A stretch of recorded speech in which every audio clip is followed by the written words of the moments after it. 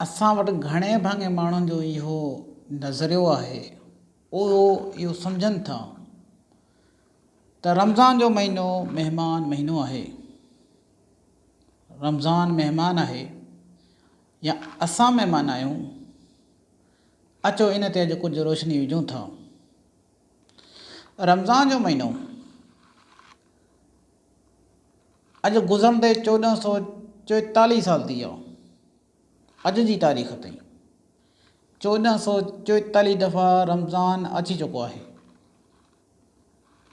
जेॾीमहिल हिजरी साल जी शुरूआति थी रही हुई, उन खां पहिरें बि रमज़ान जो कॉन्सेप्ट अरबन में मौजूदु हुयो, यानी इस्लाम खां पहिरें बि इस्लाम मां रमज़ान मौजूदु हुयो। रमज़ान महिमान आहे, इन हवाले सां असां इहो चई सघूं था त जेसीं ताईं ही धरती मौजूदु आहे, रमज़ान जे हुजण जी गारंटी मौजूदु आहे। असां मेज़बान आहियूं, असां ॿुधाए सघूं था त असांजा अबा ॾाॾा केॾे विया। बाबो पुटु असांजो चवंदो हो, ॾाॾो पुटु चवंदो हो त रमज़ान महिमान आहे, अॼु किथे आहे? रमज़ान त अची वियो आहे। रमज़ान त सुभाणे बि ईंदो जंहिंमहिल असां कोन हूंदासीं। तव्हांखे ॿुधाईंदो हलां, रमज़ान धरतीअ जे आख़िरी वक़्तु हुजण ताईं बि हूंदो। असां अॼु दुनिया जी जेका पॉपुलेशन आहे 7 अरब आहे। 7 अरब मां फ़ी सेकंड में 2 माण्हू मरनि था। फ़ी सेकंड में 2 माण्हू दुनिया मां मरनि था।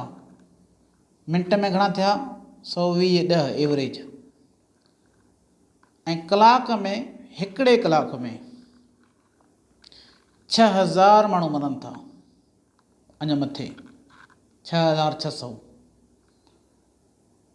ऐं जेको आहे हिकिड़े ॾींहं में 1,58,000 माण्हू मरनि था। वरी बि असां इहा दावा कयूं था, इहो नज़रियो ठाहे वेठा आहियूं त रमज़ान महिमान आहे। हालांकि रमज़ान खे तोड़ ते रहणो आहे।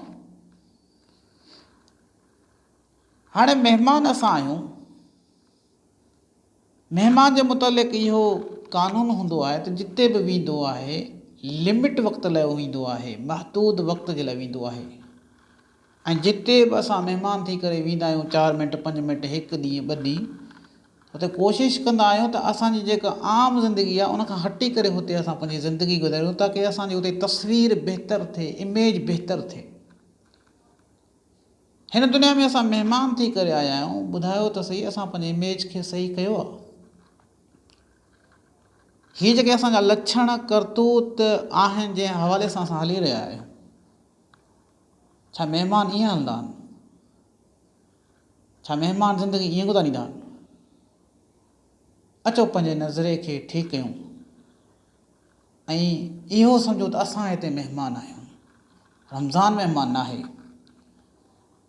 ऐं जेकर असां सम्झी वियासीं त असां महिमान आहियूं, पोइ महिमाननि खे हलणो कीअं हूंदो आहे कंहिं जॻह ते जिते हू वेंदा आहिनि महिमान नवाज़ी जे हवाले सां, त अचो उहे अमल पंहिंजे मथां नाफ़िज़ कयूं। अलाह साईं खां दुआ आहे त अलाह साईं असांखे सम्झ ॾे, अलाह साईं असांखे ईअं हलाए जीअं हू चाहे थो। व आख़िर दअवाना अनिल हम्दुलिल्लाहि रब्बिल आलमीन।